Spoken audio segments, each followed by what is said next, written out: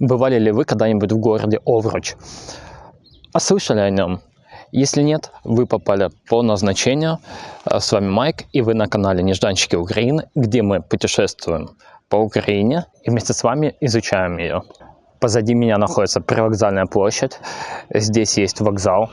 Именно на дизельном поезде я сюда и приехал с города Коростынь. Ехал где-то 1:20, и здесь есть кое-какая особенность для этой ветки. Остановок очень мало. Населенных пунктов на пути тоже было очень мало. И связи было тоже очень мало, потому что везде Ешка, и на всей линии буквально вот в одном месте, по-моему, было 3G, в основном везде только H.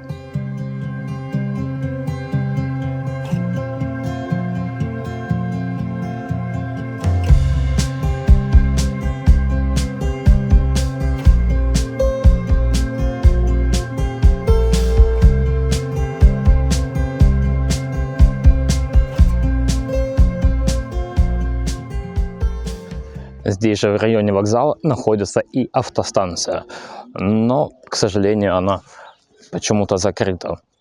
Также здесь можно увидеть и первую достопримечательность Овруча – это памятник местным партизанам. Ну что, Овруч, пойдем знакомиться. Данный памятник появился здесь в 1963 году и посвящается он павшим за освобождение Овруча партизанам.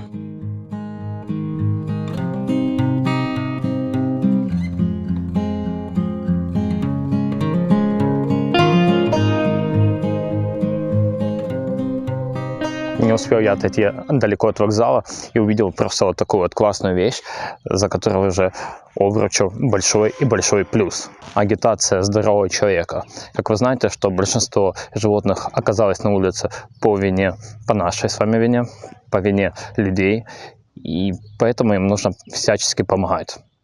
Ну и также здесь бегает собака с клипсой, а это говорит о том, что она вакцинирована и стерилизована, и не опасна для человека. И это большой и большой плюс. До этой поездки я видел Житомирщину только из окна автобуса либо поезда. И поэтому для знакомства я выбрал один из самых отдаленных уголков области.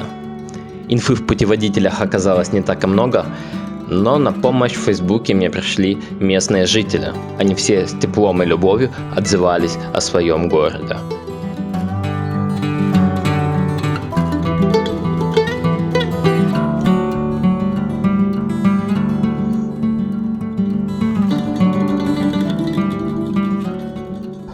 Нашел такое небольшое спокойное место и хочу вам немного рассказать общих сведений о городе Овруч.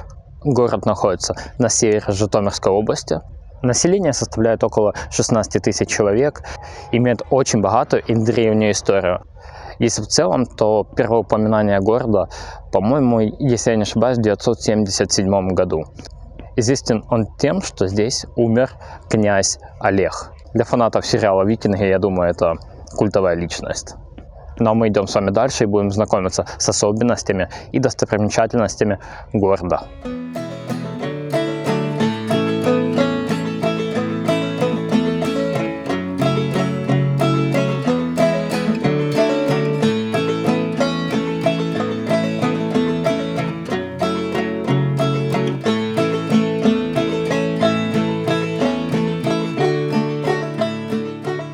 И пока мы идем с вами к первой достопримечательности, я хочу зайти на местный рынок, потому что, как знаете, в каждом регионе можно найти свои особенности. И интересно, есть ли они здесь?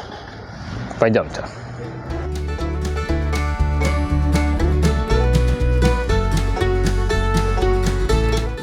Так как был выходной день, на рынке было очень много людей. На прилавках можно было увидеть множество овощей, молочной продукции, а также одежду и множество видов обуви.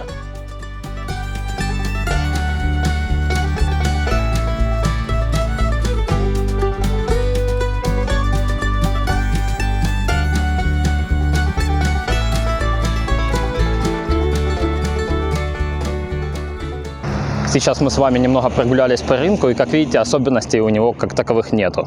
Но здесь есть одна особенность в Овруче, и это люди. Все дело в том, что когда я готовился к этому выпуску, я, конечно же, написал в Facebook и пообщался с местным населением. И я был очень удивлен, насколько здесь добрые, отзывчивые люди, насколько они любят свой город.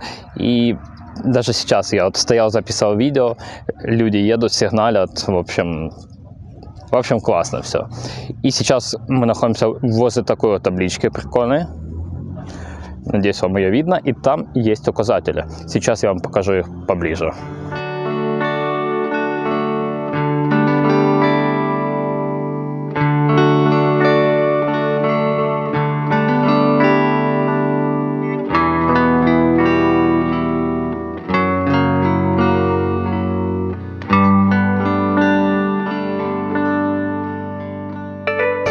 Сейчас за моей спиной вы можете наблюдать две достопримечательности Овруча. Одна – это Преображенский собор. Он построенный на месте Овруческого замка. У него очень интересная история, и я надеюсь, что мы попадем в музей и услышим ее от местных жителей. Также очень значимая достопримечательность – это собор Святого Василия. Первая деревянная церковь была построена в память о павшем вещем Олеге. И, как вы понимаете, это одна из самых древних церквей в Украине. И сейчас мы пойдем туда и попытаемся увидеть эти достопримечательности поближе.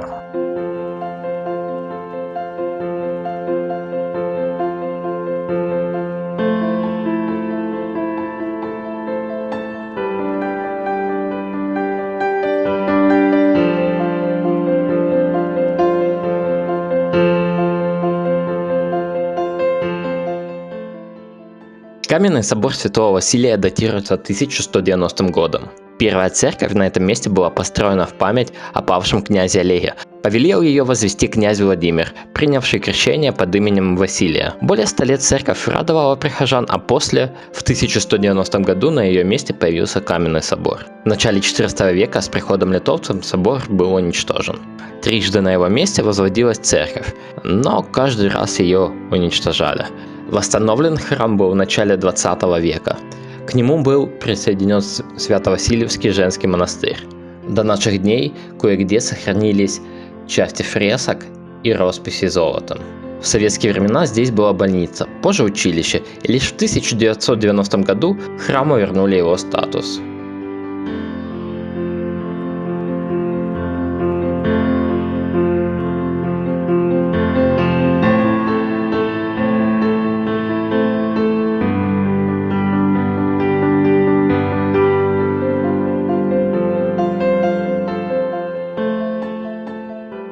Сейчас мы находимся возле данной капсулы. Я хочу вам немножко рассказать, что же тут может находиться. Когда мы снимали выпуск о новых санжарах, Юра нам рассказал, что такую капсулу вскрывали уже. И там в основном было пожелание процветания коммунизму и тому подобное.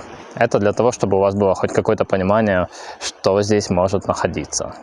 Более точное описание вы можете увидеть, когда перейдете по подсказочке и посмотрите выпуск о новых санжарах.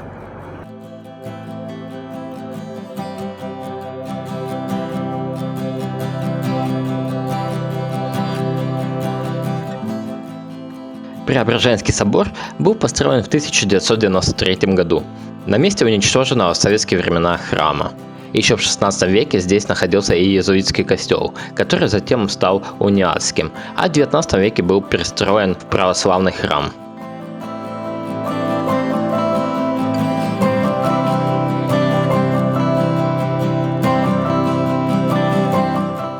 Далее я выдвинулся гулять улицами Овруча.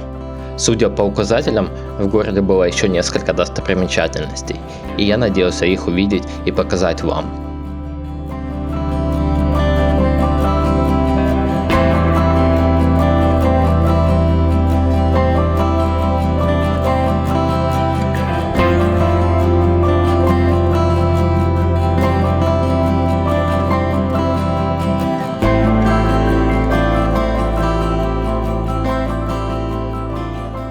За моей спиной находится одно из самых старых зданий Овруча.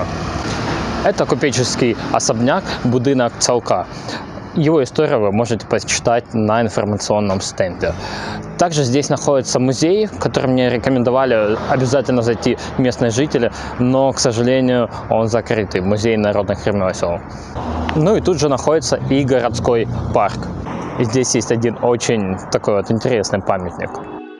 Золотая осень добавляла парку спокойствия и уюта. Неспешно гуляли местные жители. В это все отлично вписывалась Подільська пані Картопелька.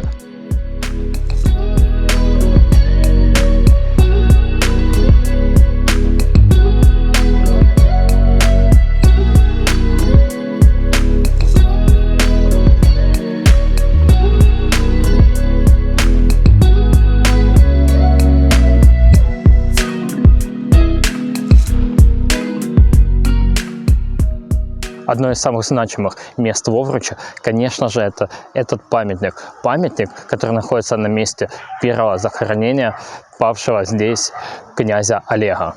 Погиб он во время штурма города Овруча его братом Ярополком. Более детальную информацию вы можете увидеть на стенде.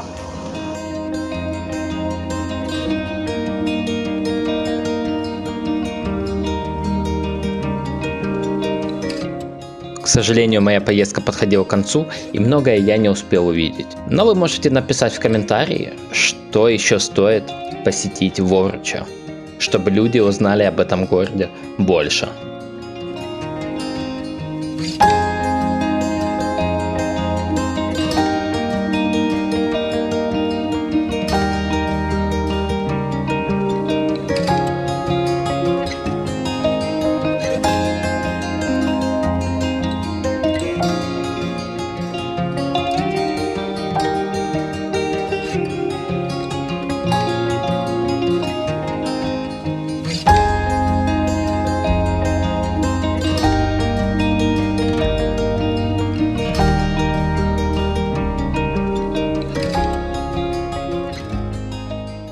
Ну что, одна из последних наших локаций в Овруче – это Чернобыльский парк. Как видим, здесь стоит военная техника времен Второй мировой войны, католический храм. И вообще сам парк был разбитый на месте старого еврейского кладбища. Также здесь есть памятник словакам, погибшим при освобождении Овруча. Естественно, монумент, напоминающий нам о чернобыльской трагедии. И напоследок я покажу вам стадион и буду подводить кое-какие итоги.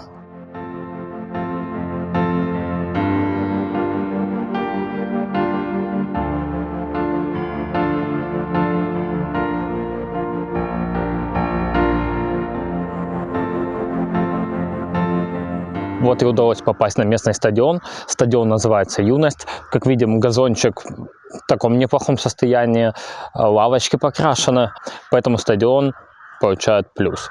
Здесь же на стадионе я буду и заканчивать наш выпуск, наше знакомство с Овручем. Классный маленький городок. Вообще большой плюс, что здесь есть указатели с достопримечательностями. Чистый, маленький, компактный, уютный, со своими изюминками. Мне очень понравился Овруч, поэтому я вам советую приезжать сюда. И также не забудьте подписаться на канал, чтобы видеть такие классные места. Их вы, кстати, можете увидеть в плейлисте «Нежданчики Украины». Все, я буду заканчивать. Увидимся в следующем городе. Пока.